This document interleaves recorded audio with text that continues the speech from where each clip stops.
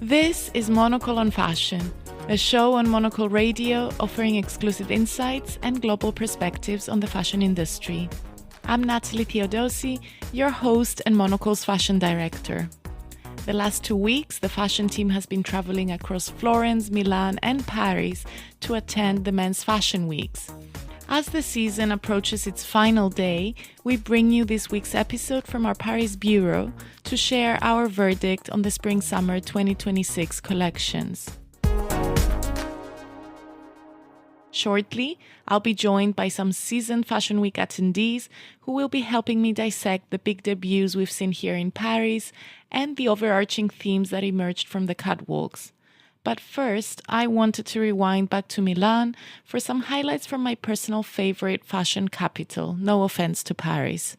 This was a quieter season in Milan given the absence of hot ticket shows like Gucci, Fendi, and JW Anderson, which have all had to press pause and focus on rebranding behind the scenes under new executive teams. Still, there were some great moments and more opportunities to attend more intimate presentations, get up close and personal with the clothes, and also get a taste of Italian hospitality. Brands in Milan always go the extra mile to ensure guests are well nourished, serving everything from bowls of pasta at Brunello Cucinelli to Marchesi sweets at Prada. It was also great seeing Paul Smith, the legendary British designer, join the Milan calendar for the first time. He invited everyone to his Milanese showroom. He loves this idea of bringing people home, and narrated his inspirations just as the models walked through the runway. Really small pattern with pattern, texture with texture. Another highlight in Milan is seeing Brioni's collection.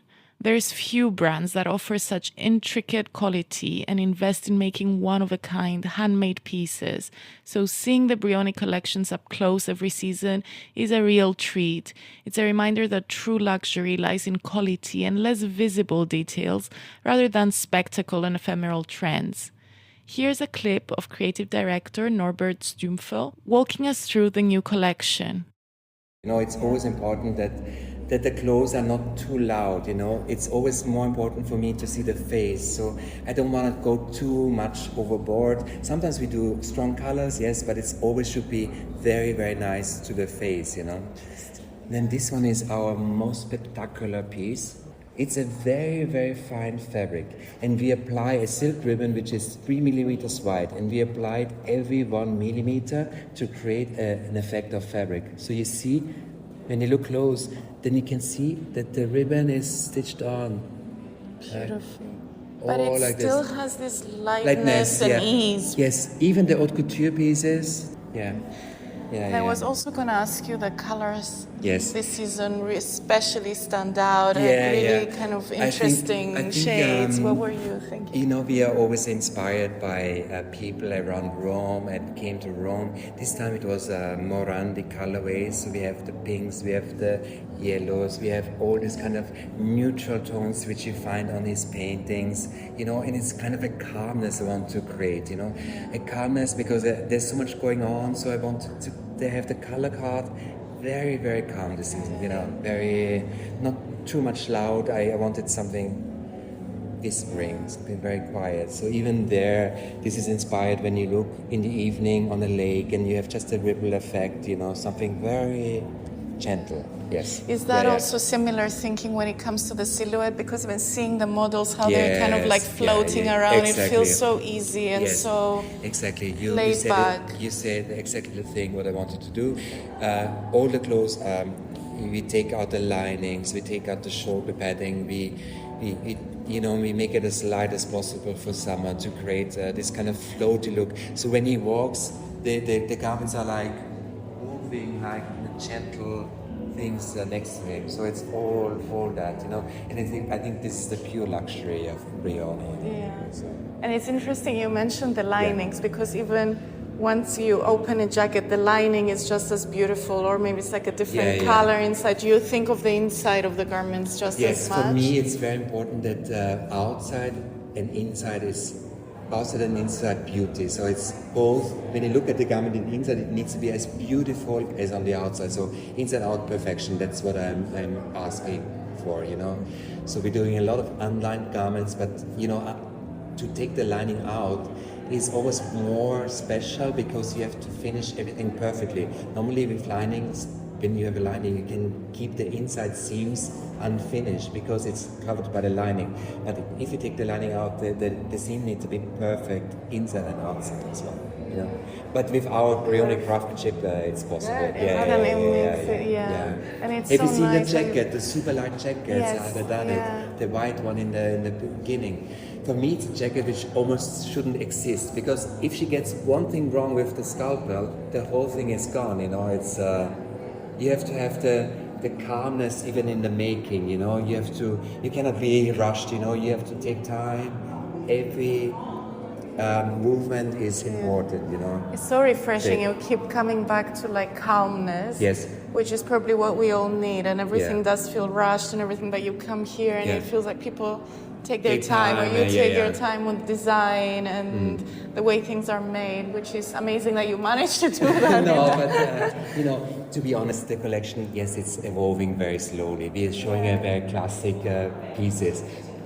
Some of the pieces you have seen before, but they're just new fabrications, new colors. So that's why they feel fresh, or they're combined in a different way. So yes, there's a classic collection, and there's a few new pieces which create kind of a newness, and so I can take really much care of the new pieces we're adding. Like I show you this one, for instance. It's one of my favorites as well. I think how to create an evening jacket like this. Again, please feel free to touch it. And it's something very Brioni, because Brioni would line the jackets in the same fabric as the shirts, so you have the continuation, and it's all about the super softness, it's moving with you. Beautiful, It has a very calm effect as well. Again, the shirt is a new shirt. It's open on the side, so you could wear it by yourself. Like you roll the sleeve a little bit, and it's just fantastic. That was the creative director of Brioni speaking to me at the brand's showcase during Milan Fashion Week. Moving on to Paris, a much busier week filled with shows of all scales, some intimate, others larger than life, plus highly anticipated debuts, including Jonathan Anderson at Dior. Joining me now to help me dissect what we're seeing in Paris is Dan Thawley, editor, journalist, and artistic director of design salon Matter and Shape. Dan, welcome to our studio, and thank you for coming back for this. Thanks, Natalie. It's good to be back in the Paris studio in the middle of the menswear shows. And it's been quite a busy season. I know that you've been more selective at deciding which shows to go to and what to see. So I'm curious to see what you focused on this season and what you've been most excited about. Yeah, absolutely.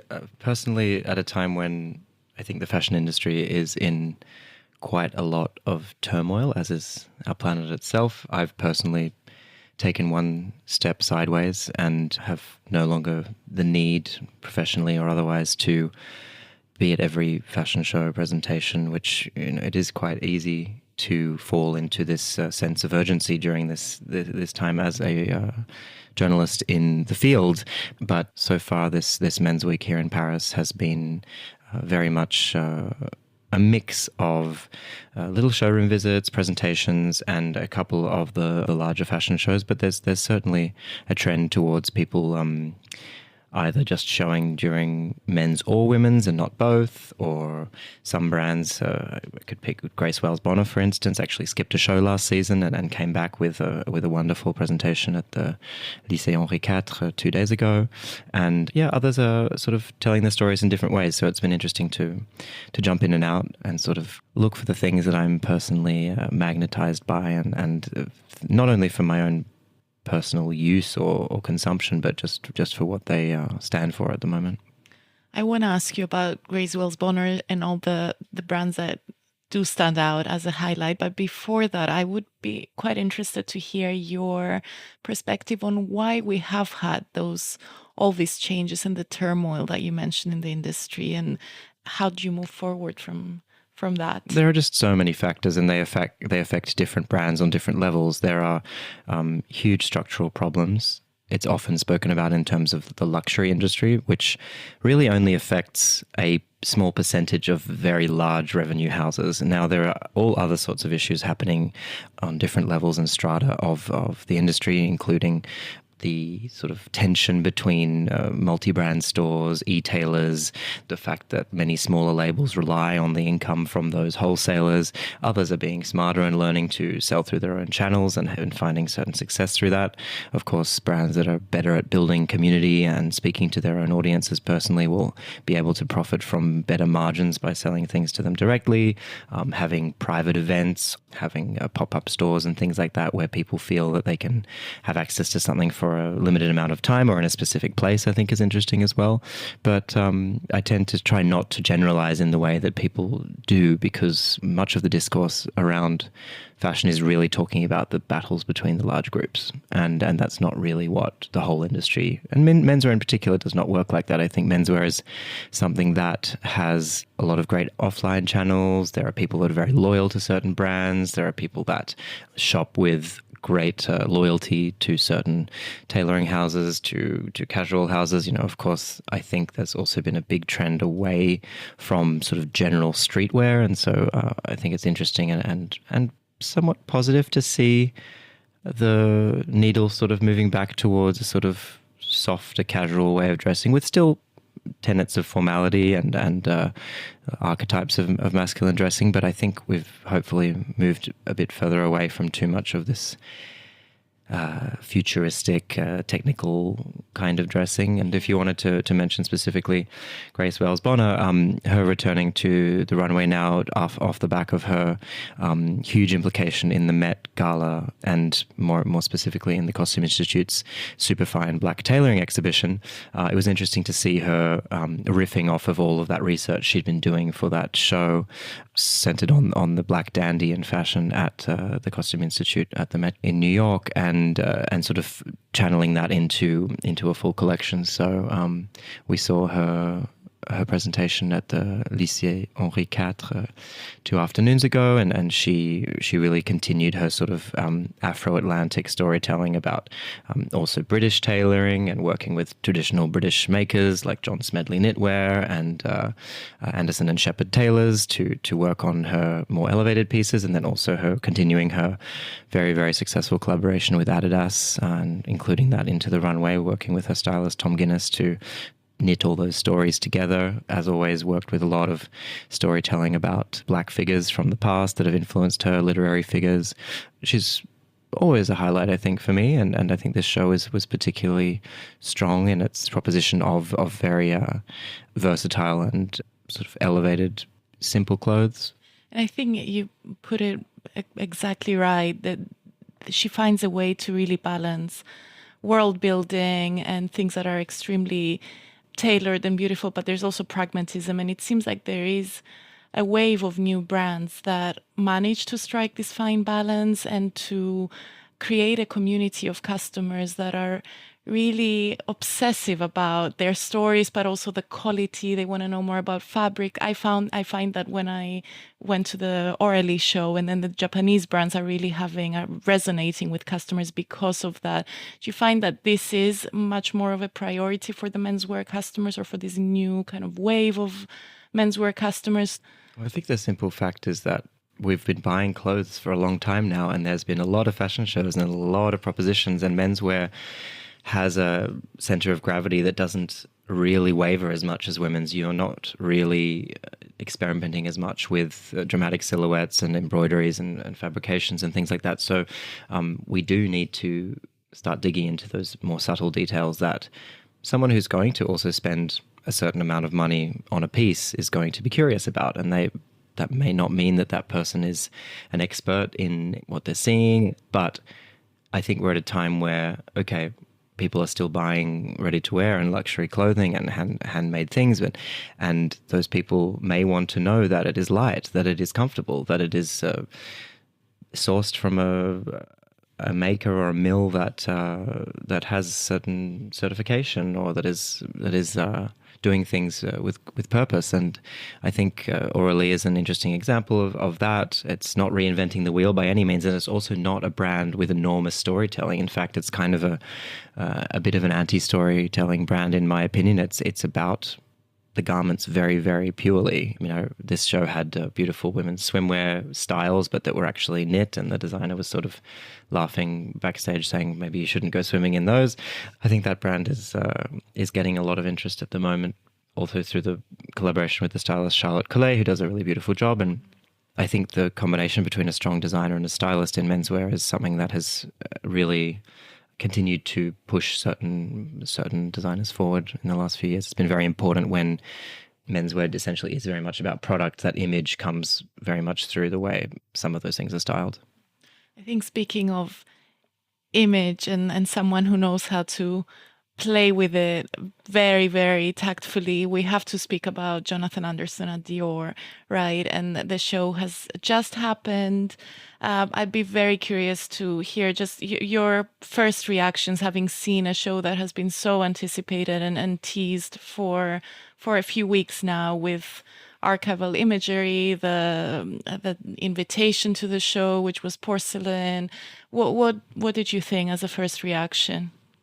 I think that Jonathan's having fun, or I hope he is what I would imagine. I think that to begin with that teaser imagery, I mean, there is so much in Dior's vocabulary and so much in the archive that has been exploited in different ways by different designers over the years. And there are things that I think have become very ubiquitous with the brand. And I'm sure Jonathan and his team have been trying to challenge themselves about what those things are and how to use them in different ways. You know, I think starting with the chair that he redesigned with a beautiful, very soft microfloral pattern around it, to display a couple of book totes and objects before the show. That was one way of recontextualizing sort of the classic French element that is very much inherent with the house now, whether that was all built by Christian Dior himself or built over the years with the branding of the house, that kind of soft grey, the return of the Dior logo from quite a bold capital logo back to the single capital letter D and the small IOR is also related to his approach to things appearing more museum-like, more literary. And I think when we look at the show, many of the tenets of his time at Loewe have returned and have been transformed at Dior. You see the simple cube light seating in a white box setting, sort of similar to the white cube of a gallery. You're seeing beautiful French still lifes, paintings on the walls around the show, which were creating sort of small tableaus with the boys walking past. And you see also in that show a sort of nostalgia for various epochs of menswear. You have military coats, you have knitted capes, you have all of these sort of more regal elements that can be associated with French uniforms and all of those more opulent elements. But then with Benjamin Bruno, his stylist, they deconstruct them, they unpick them, they put them with sand shoes, they undo the ties, they make the boys look like they're sort of Le Petit Écolier going to school in his school uniform, but then with a sort of rich little Lord Fauntleroy kind of element. You can see a pink cable knit sweater, but then with a big ruffled bow collar. I mean, all of these sort of elements that have been fragmented from the past and put back together. And back to that idea of product, you can also, I think, see many of the more commercial elements of Dior's menswear that was really put in place by Hedi Slimane.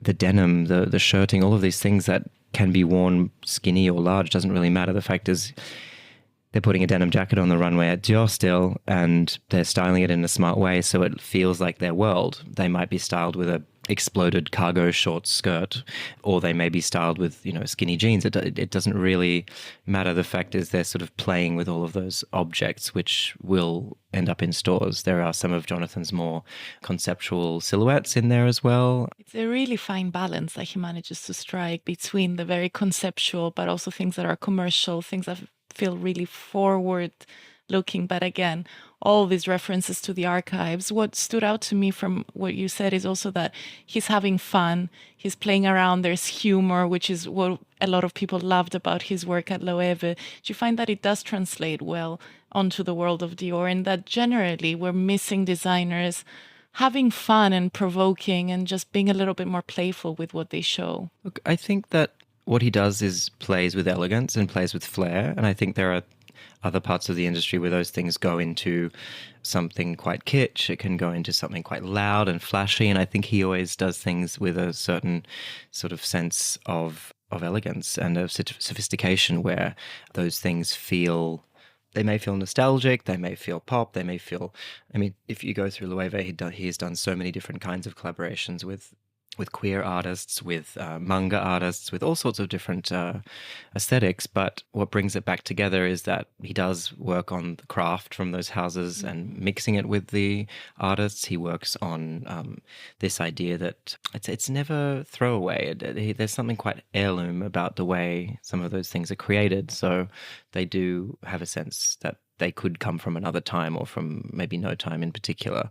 I think it's interesting to see that played with, and especially in this time right now where a lot of luxury houses and a lot of people are sort of really driving home heritage in quite a bourgeois and aristocratic way, which often means that you're looking at people sort of revisiting things that were really only made for the upper classes in the past, things that are related to sort of noble pursuits and hobbies and you know, golf and cricket and tennis and all these kinds of things that, okay, perhaps today those that we're sort of not living in the same time, which is why I think we're also seeing murmurings around the industry of people being a little bit tone deaf with some of these themes or collaborations, or even the way people talk and write about fashion commentary. I mean, there has been criticism from magazines doing the rounds on people's Twitters and Instagram stories about how can you dare compare the color of a Prada coat to a sort of antidote to the turmoil of the world right now? Of course you can't. It's absolutely ridiculous. So I think we have to acknowledge that fashion is, of course, operating in a bubble for a bubble. And there's very few houses that do really speak to the times and really express any sort of discourse, anger, conflict, any of those things, which may be a good moment to mention the Rick Owens show. That was going to be my next question as well, because we have spoken about the specialists, we've spoken about a mega brand like Dior, and I feel Rick Owens is kind of exists somewhere in the middle in his own universe. And you mentioned you were at his show and retrospective, so I'd love to hear how that experience was, and his overall approach in kind of producing incredible clothes, but also really making a statement about the world. I think it's great to finish with Rick, his incredible show at the Palais de Tokyo in and around the swimming pool. Well, it's a low wading pool that he always shows at for the summer months. Was absolutely spectacular. He has reinvented that space so many times with so many different special effects, whether it's flares, whether it's smoke machines, whether it's petals scattered from the sky. And so we were all wondering, how can he do better? How can he do something different? This time he erected a sort of scaffolding platform in the middle with a ramp and ladders coming down it, and propulsed 2 enormous jets of water into the air as his models clambered down the ladders into the water, walking through in his large boots, and then each proceeded at some point to actually dive into the pool, coming out entirely wet in the clothes. It was a moment that could make you think of all sorts of things happening in the world, whether it's climate change, it's like the last warriors on Earth, whether it's questions of illegal immigration. I mean, there was so much sort of roiling in this imagery. There was outfits that looked like they'd come from under the sea. There was sort of classic silhouettes from his many years of creating menswear that were sort of coming back and in different fabrications. It was extremely beautiful and moving. And then we formed this 1,000 people strong procession across the street from his show entitled Temple to his exhibition, his retrospective at one of the world's most esteemed fashion museums across the street, the Palais Galliera, entitled Temple of Love. And inside Temple of Love, it's Rick's first retrospective in France. And this show is a triumph. It's really a very silhouette-heavy, large, sprawling retrospective of his men's and women's clothing. It doesn't really touch so much on the rest of his world as a furniture and object maker. It's really focused on his exploration of silhouette, and there are some really lovely moments in it of artistic inspiration. There's Gustave Moreau paintings, there's a Joseph Beuys installation, there's a quite controversial room related to fetish as well, so you can see all sorts of objects and imagery that's from homoerotic elements in his own past that have come into the visual language of the brand. And I think Rick is somebody who is very, very sensitive, who loves classical references as much as he loves grunge and heavy metal music and sort of LA gym culture and so many different things. And in this show, I think you really see in this Parisian museum context all of those classical, beautiful ideas of drapery and embroideries. And so it was quite an electric moment to be a part of. And it's a show people can go and see for the next 6 months in Paris. So exactly. That's wonderful. That was editor Dan Thawley. And joining me finally to give the retail perspective is Sophie Jordan, menswear buying director at Mytheresa. Sophie, welcome. And I'm so glad you made it in the midst of all your buying appointments. I'm very grateful to continue the conversations that we've been having when we briefly see each other around the shows. Yeah, I feel like we always make a bit of a beeline to have a bit of a chat about what's happening and what's going on in the market and fashion. So it's nice to do it in a different setting together. Exactly. And I think I'm going to start with a very basic question, and it's what everyone is asking, especially today. Did you like Dior, or what did you think about Jonathan Anderson's debut? I actually really loved it. I wasn't entirely sure what I was going to expect. But yeah, my overall feeling is very positive. You know, he didn't have that much time, but I see just a very true Jonathan collection. You can see his signature running through everything. And it felt very cohesive, even though there was a lot of different aesthetics and vibes running through. It just felt very well put together. And what I really loved, yes, there's a lot of whimsical and fun and color, but there were so many looks that felt just very wearable and that you could see a guy wearing that on the street. And I guess that's my buyer side, what I'm always really looking for in collections as well. I want the novelty and the fun, but I also love to see things that can translate into real life. It's so interesting. I guess it's like this really fine balance between consistency, but then especially women, we love the novelty and excitement a lot more. So we've been speaking about the big news like Dior, things that we've seen in Paris, but I know you've been at this for a few weeks, starting in Florence and Milan. So I'd be curious to kind of rewind a little bit and hear what your highlights have been from the beginning of the season, starting in Italy. If you had any discoveries or any of the brands that you consistently go back to and really love. Yeah, I think in Milan, we had a lot less shows this season, and I think that was definitely felt. So it was very much my tailoring brands that were incredibly strong for me within Florence and into Milan. So things like Brunello Cucinelli were really strong. Ralph Lauren Purple Label were very strong. You know, true tailoring brands, but also how they were translating their aesthetic into a slightly more casual and summer feeling. Those were two real highlights for me. Prada, there were elements that I did really, really enjoy. I think the accessories were very strong in the bags, and Prada is always, I think, the highlight of Milan Fashion Week. And then Zegna, although that showed a lot earlier in Dubai, again, I felt like that was a very strong menswear collection this season. I like that it was a little bit softer, a little bit more deconstructed. All of the crinkle detail on the tailoring definitely felt new. I really appreciated that. I think then moving into Paris, I do think we've seen a real step forward in terms of the fashion that we've already seen in these past few days. We already spoke about Aurélie, but that was definitely one of my highlights. I'm a big fan anyway. But again, yeah, what we spoke about, just the best of everything and how they layer the detailing, how they tie something around the neck, how they mix the colors. It's all things that the customer can also embrace into how they get dressed, whether it's all from that brand or they're mixing with other things they already own. I think there's a lot that they can take away from that show and mix into their existing, you know, how they approach dressing. I think that's an interesting thing within menswear as well, is the kind of nuances that you can take from a show with that detailing without necessarily having to buy into full looks of a runway show. Absolutely. And you mentioned tailoring there. I mean, the conversation I was having earlier with Dan too, he was speaking about the industry's move from streetwear into a more tailored look. It doesn't need to always be extremely formal, but men seem to be embracing different forms of tailoring. So is that something that has become more of a priority in your buys, and you're finding that customers are moving towards that direction?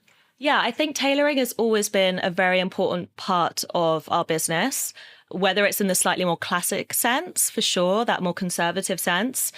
But we are definitely seeing more of our fashion brands really push the tailoring frontier forward and being a little bit more playful, maybe changing silhouettes, having a wider leg pant, having a more oversized take on a blazer, playing more with fabrications. There's definitely a lot more fashion, let's say, happening within that tailoring world.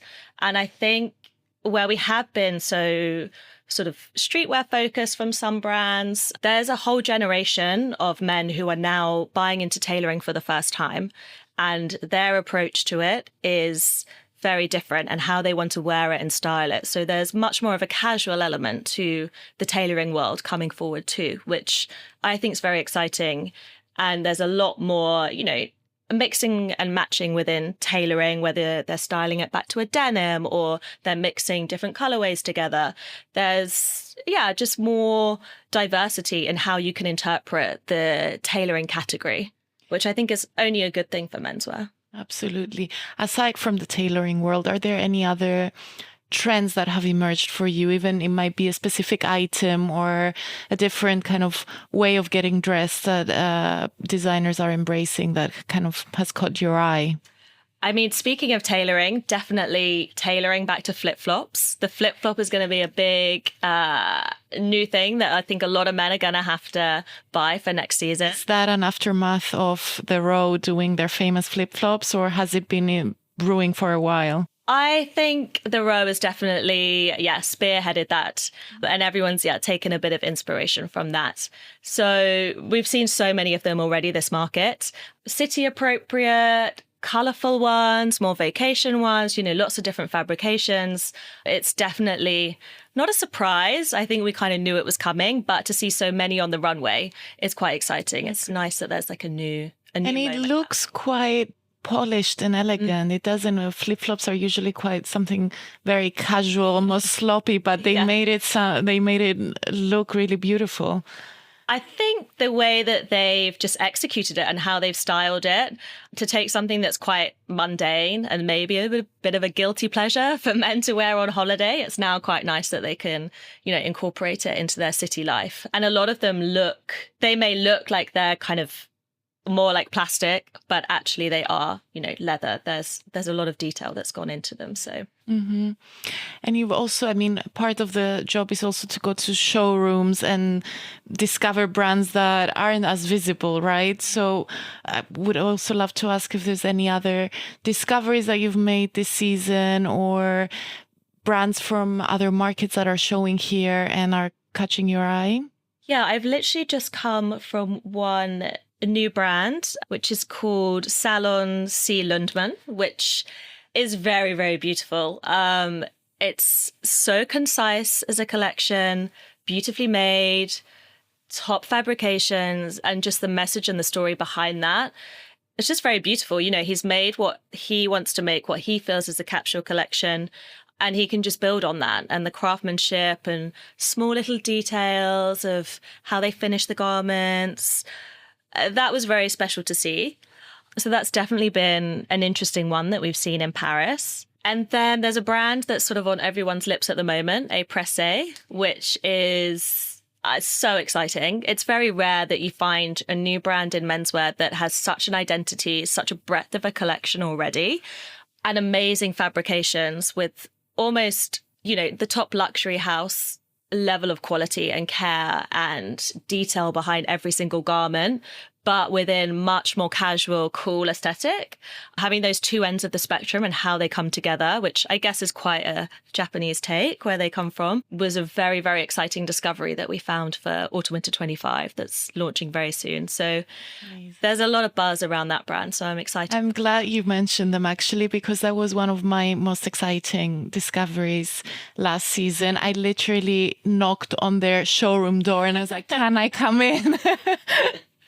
Can I interview you? You have. So it's great that you pick them up and they'll be more widely available through Mytheresa. And I guess that's really part of what you offer, the brands that are really familiar and an edit on that, but also new discoveries. And is the customer also becoming more open to new names?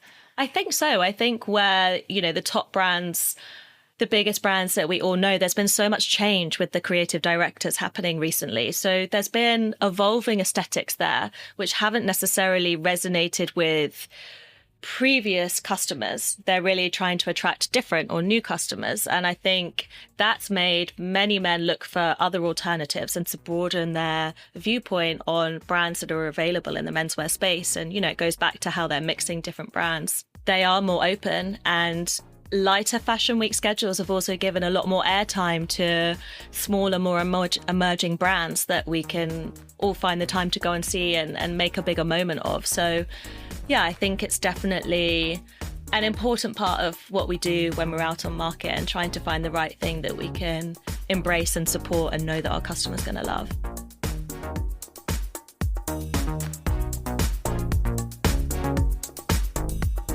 That was Sophie Jordan, buying director of menswear at Mytheresa. And that's all for today's show. Make sure you subscribe and stay tuned. We have more big interviews coming next week. Today's episode was produced and edited by Lily Austin. I'm Natalie Theodosi. Thank you so much for listening.